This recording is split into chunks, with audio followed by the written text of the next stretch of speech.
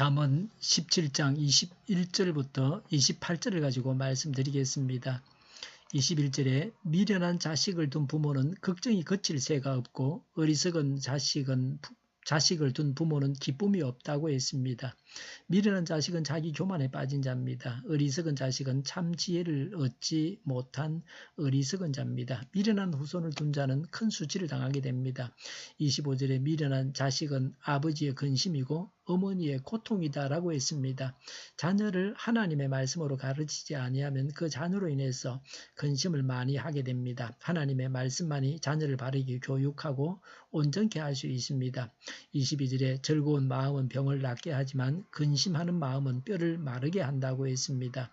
마음과 몸이 하나로 연결되어 있습니다. 마음을 어떻게 가지느냐에 따라서 몸이 병들기도 하고 낫기도 합니다. 건강의 비결은 즐겁고 평안한 마음을 갖는 것입니다. 우리는 마음을 잘 다스려야 됩니다. 어떻게 기뻐하고 즐거워합니까? 내가 작정하고 행하면 됩니다. 세상적인 조건을 따져서는 안 됩니다. 걱정할 것이 있다고 합니다. 슬퍼할 일이 있다고 합니다. 그래서 기뻐할 수 없다고 합니다. 맞는 말입니다. 그러나 그런 일들은 예수님께 다 맡기고 믿음으로 기뻐하는 것입니다. 신앙인만이 언제나 어떤 때에도 기뻐할 수 있습니다. 예수님은 우리의 짐을 즐겁게 져주시겠다고 하셨습니다. 기뻐하면서 건강해야 합니다. 슬퍼하면서 병에 걸리게 하는 것은 하나님의 뜻이 아닙니다. 걱정이 없는 사람들은 하나님이 무너져 내리는 것까지, 하늘이 무너져 내리는 것까지 걱정합니다. 그것을 기우라고 합니다. 공연한 걱정으로 건강을 해칩니다. 오직 하나님을 경외함으로 평안하고 즐거운 마음을 유지하는 것이 정신적, 육체적으로 건강하게 합니다. 재물이나 쾌락이 건강을 보장해 주지 못합니다. 세상이 주는 즐거움이나 평안은 일시적입니다. 지속적인 즐거움으로 건강을 누리기 위해서는 성령님과 말씀 안에서 살아야 합니다. 지상 천국, 마음 천국을 이루어야 합니다.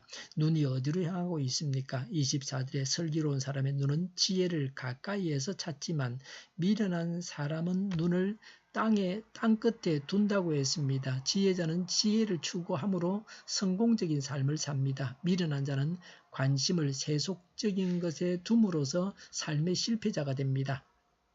세상 것을 주고 지혜를 사야 합니다. 하나님께서 부여하신 분명한 목표를 가지고 자기 임무에 충실하는 것이 진정한 지혜입니다.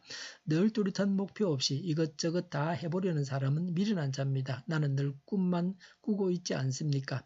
침묵에 대해서 지식이 많은 자와 어리석은 자를 구분해서 말씀하십니다. 27절에 아는 것이 많은 사람은 말을 삼가고 슬기로운 사람은 정신이 냉철하다고 했습니다. 쓸데없는 말을 해서 오해와 불신을 불러일으켜서는 안 됩니다. 들을 준비가 된 자에게 말을 해야 합니다. 적절한 때에 말을 해야 합니다. 조용하고 침착하고 신중해야 합니다. 프랭클린은 말하기를 자녀에게 침묵하는 것을 가르치라. 악한 말을 하는 것은 어느새 쉽게 배워버린다고 했습니다. 남에게 유익을 끼칠 수 있는 말을 해야 합니다. 28절에 어리석은 사람도 조용하면 지혜로워 보이고 입술을 다물고 있으면 슬기로워 보인다고 했습니다. 신중한 언어 생활을 해야 됩니다. 미련한 자는 화제가 되는 다양한 분야에 대해서 자신의 생각을 말하므로 자신이 소유한 지식을 자랑합니다.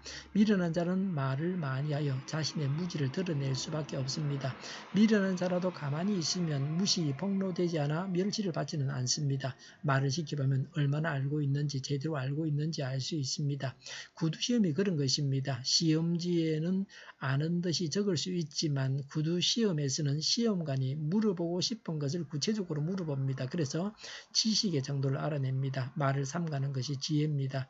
말이 많으면 그만큼 실수가 많습니다. 나는 하고 싶은 말이나 남에게 들은 말을 너무 쉽게 발설하지 않습니까?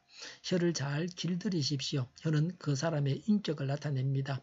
하나님의 말씀을 배우고 말씀대로 삶으로 지혜로운 자가 되어야 합니다. 기도하겠습니다. 하나님의 말씀을 배우고 말씀대로 삶으로 지혜로운 자가 되게 하옵소서. 우리 동일교회가 만구는 집하게 하여 주시옵소서.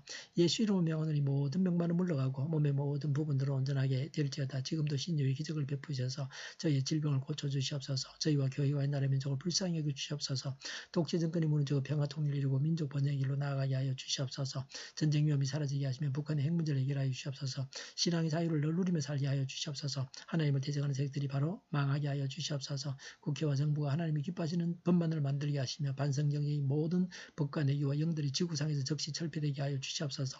대통령이 통치를 잘하게 하시며 지진이 일어나지 않게 하시며 출산율이 올라가게 하시며 자녀를 낳고 살만한 나라가 되게 하여 주시옵소서. 에너지 정책, 재활용금 정책을 제대로 세워서 집행하게 하여 주시옵소서. 늘 맑은 공기를 마실 수 있게 하여 주시옵소서. 오늘도 성령님을 따라서 차고 넘치는 삶, 복된 삶을 살게 하여 주시옵소서. 감사와 찬양을 주님께 돌려드리며 예수님의 이름으로 기도하옵나이다. 아멘.